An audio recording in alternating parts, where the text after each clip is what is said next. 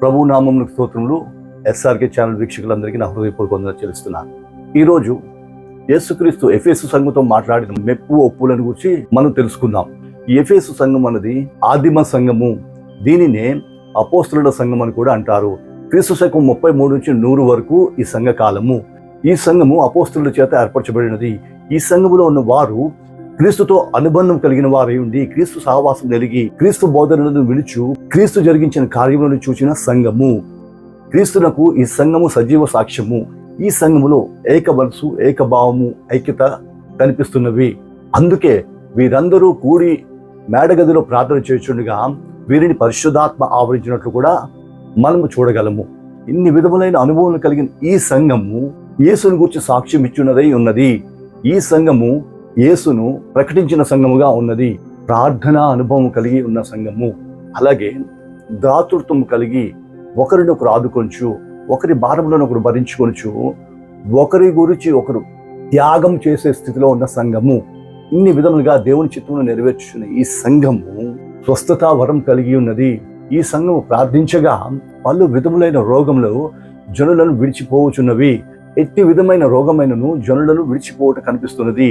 అంతేకాదు, ఈ సంఘములో ఉన్న శక్తిని బట్టి సాతాను కూడా వీరికి లోబడినట్లుగా, లేక సాతాను వీరిని చూసి పారిపోయినట్టుగా కూడా కనిపిస్తున్నది.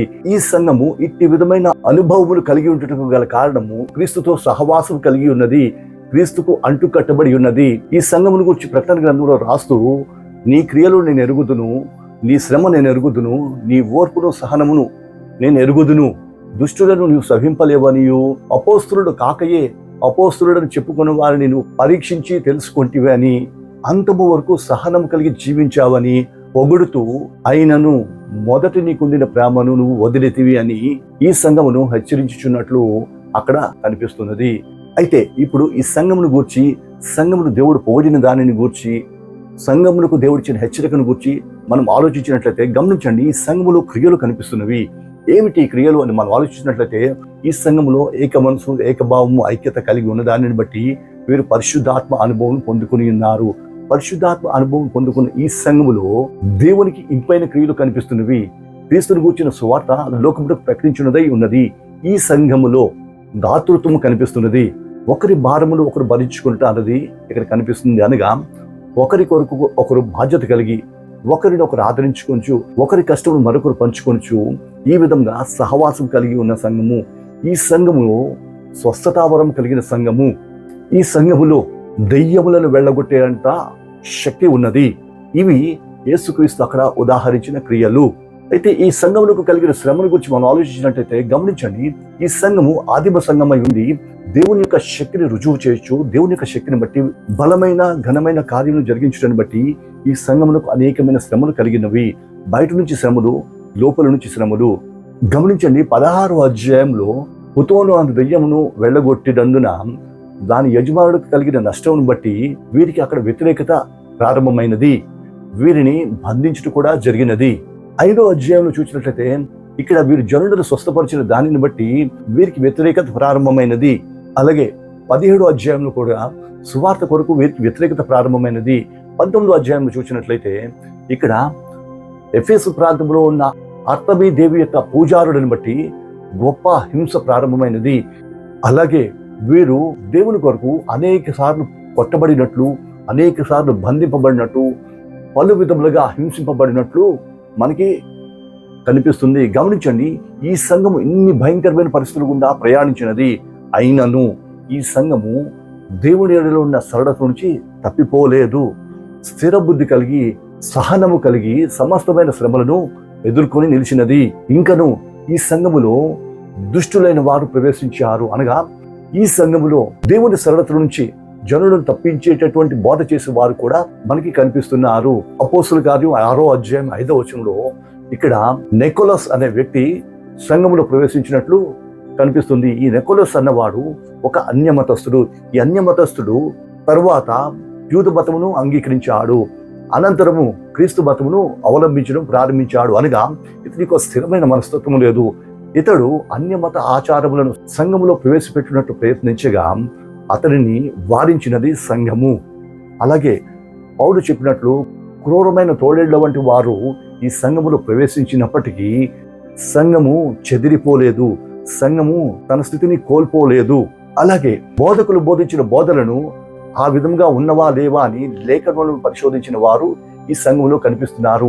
ఇట్టి విధమైన స్థిర బుద్ధి, స్వస్థ బుద్ధి కలిగిన వారు ఈ సంఘంలో ఉన్న దానిని బట్టి అపోస్తులుడు కాకయే అపోస్తులుడు చెప్పుకుంటున్న వారికి ఆ సంఘంలో స్థానము లేకుండా పోయినది. ఇవన్నీ ఆ సంఘములో దేవుడు మెచ్చుకొనిన విషయములు. అయితే చివరిగా అంటున్నాడు, ఆయనను మొదటి నీకుండిన ప్రేమను నీవు వదిలితివి అని చెప్పి ఉన్నాడు. గమనించండి ప్రియులారా, ఇన్ని విధములైన ఆధిక్యతలు కలిగిన ఈ సంఘములో కూడా దేవుడు ఒక లోపమును చూపిస్తున్నాడు. మొదట నీకుండిన ప్రేమను నువ్వు వదిలితివి. ఇప్పుడు మొదటి ప్రేమ అన్నదేటి అని మనము ఒకసారి ఆలోచించినట్లయితే, ఈ సంఘము దేవుని ప్రేమను అనుభవించినదై ఉండి ఆ ప్రేమను లోకమునకు పంచినది. దాని ఫలితమే ఇక్కడ పైన చెప్పబడిన దాతృత్వము, ప్రేమ, సహనము, స్వస్థపరచుట, దయ్యములపై ఆధిపత్యము అన్నది కాలక్రమములో ఇవి ఆచారములుగా తయారై ఆ ప్రేమ సంకుచితమైపోయినది. అదే సమయంలో వీరు జరిగించుచున్న క్రియలను బట్టి సమాజంలో వారికి కలిగిన గుర్తింపు, సంఘములో వారికి కలిగిన మంచి పేరును దృష్టించి ఈ సంఘము దేవుని సహవాసమును నిర్లక్ష్యం చేసినది. దీని ఫలితంగా దేవుని పట్ల ఈ సంఘమునకు కలిగిన ప్రేమ సన్నగిలినది. తత్ఫలితంగా దేవునితో తనకున్న సంబంధము తెగిపోయే స్థితికి దిగజారినది. గమనించండి, ఒకసారి దేవునితో సంబంధం కోల్పోయినట్లయితే ఆ సంఘము నిర్జీవమైపోతుంది. మరో విధంగా చెప్పాలంటే ఈ సంఘము క్రీస్తుతో అంటుకట్టబడినది. అంటుకట్టబడిన ఈ చెట్టు క్రీస్తు నుంచి వచ్చిన సారమును బట్టి ఎదుగుచు ఫలించే స్థితికి ఎదిగినది. సంఘములో కలిగిన దాతృత్వము, ఆదరణ, ప్రేమ, సహవాసము, స్వస్థత వరములు, దెయ్యములను వెళ్ళగొట్టుట అనునవి ఈ సంఘమునకు కలిగిన ఫలములు. ఈ ఫలములను బట్టి ఈ సంఘమునకు సమాజంలో గుర్తింపు కలిగినది.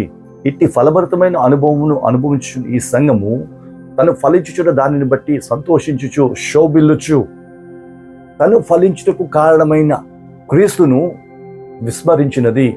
అనగా సమాజంలో తను జరిగించుచున్న క్రియలలో నిమగ్నమై ఇట్టి విధమైన క్రియలు జరిగించుటకు కారణమైన యేసును, యేసు యొక్క సహవాసమును విస్మరించినది. ఇదే ఆ సంఘము కోల్పోయిన మొదటి ప్రేమ. గమనించండి, క్రీస్తుతో తనకు కలిగిన సహవాసమును కోల్పోయినట్లయితే ఆ సంఘము నిష్ఫలమైపోయి సమాజంలో తన ఉనికిని కోల్పోతుంది. అదే సమయంలో క్రీస్తుతో సహవాసం కోల్పోయిన దానిని బట్టి అది నిస్సారమైనదై దేవునిచే త్రోసివేయబడి శిక్షకు గురి అయిపోతుంది. యోహాను 15:5-6 ఇది మనకు కనిపిస్తుంది. దేవుని సహవాసం ఎరిగిన సంఘము, దేవుని యొక్క జీవమును అనుభవించిన సంఘము ఇట్టి విధంగా త్రోసివేయబడి నాశనమైపోవట దేవునికి ఇష్టము లేక ఆ తీర్పు నుంచి తప్పింపబడి జీవములో ప్రవేశించినట్లు నీ యొక్క స్థితిని సరిచేసుకో అని చెప్పుట ఈ మాట వెనుక దేవుని ఉద్దేశము.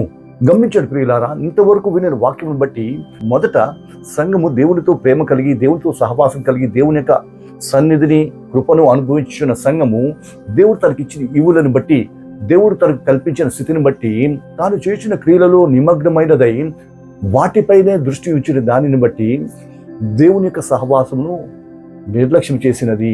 ఈ మాటల ద్వారా దేవుడు నేటి సంఘముతోనూ వినుచున్న మనతో కూడా మాట్లాడుతున్నాడు. నేటి సమాజము కూడా లేక నేటి సంఘము కూడా ఇదే విధమైన పరిస్థితులు గుండా ప్రయాణిస్తుంది.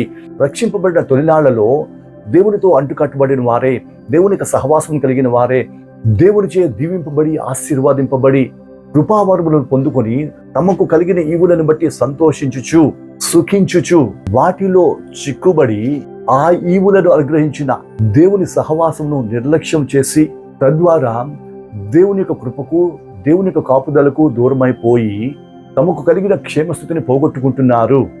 ఈనాడు దేవుని యొక్క కార్యములను వారి జీవితంలో అనుభవించలేకపోతున్నారు. జీవితంలో సమాధానము లేదు, కుటుంబంలో నెమ్మది లేదు, ఆర్థిక సమస్యలు, ఇబ్బందులు, మానసిక ఒత్తిడులు మొదలగునవి నేటి సమాజమును పట్టి పీడిస్తున్నవి.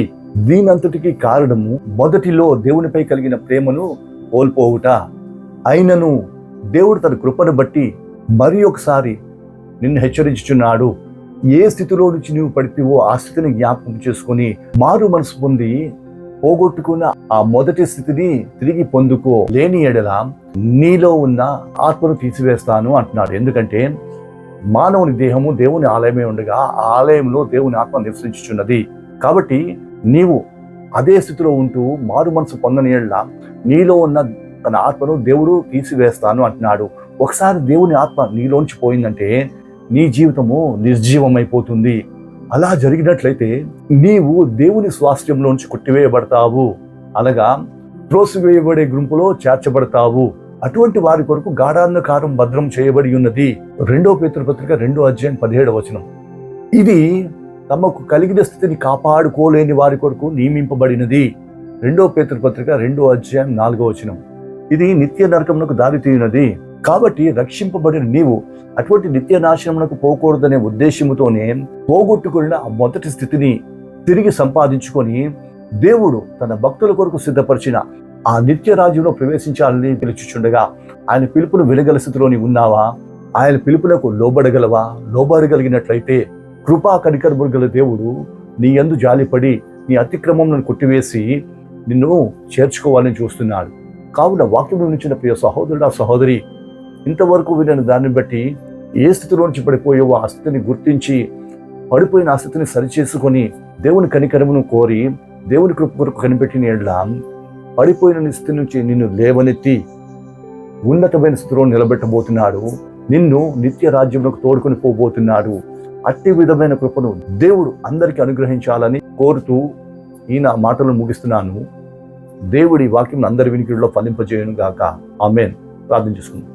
స్తోత్రం తండ్రి, వందనములు. ఇంతవరకు ఎఫెసీ సంఘంతో నువ్వు మాట్లాడిన మాటల ద్వారా మాతోనూ మాట్లాడి ఏ స్థితిలోంచి మేము పడిపోయామో ఆ స్థితిని మమ్మల్ని సరిచేసుకోమని నువ్వు హెచ్చరించిన మాటలను బట్టి వందనములు. చెప్పబడిన మాటలను బట్టి ఏ స్థితిలో మేము పడిపోయామో ఆ స్థితిని సరిచేసుకొని సంపూర్ణతను సంపాదించుకొని మమ్మల్ని మేము తీర్చిదిద్దుకున్నట్లు సహాయం చేసి కృప చూపించండి, మహిమను పొందండి. యేసు నామమున అడుగుచున్నాం తండ్రి. ఆమేన్.